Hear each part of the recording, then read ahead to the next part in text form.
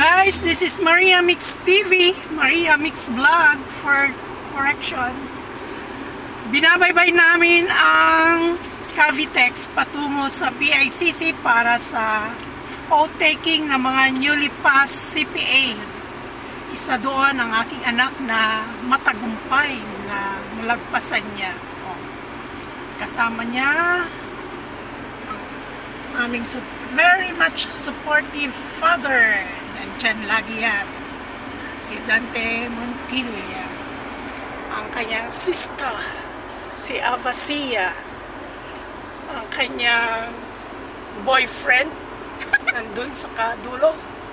At higit na sa lahat, ang aming diwata nandun.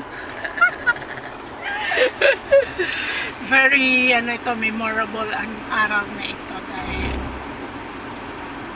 talagang it is a very special gift para sa amin sa dami na aming dinaanang pagsubok sa buhay. Kumbaga, may pag-asa, may biyaya, may blessings galing sa kay God.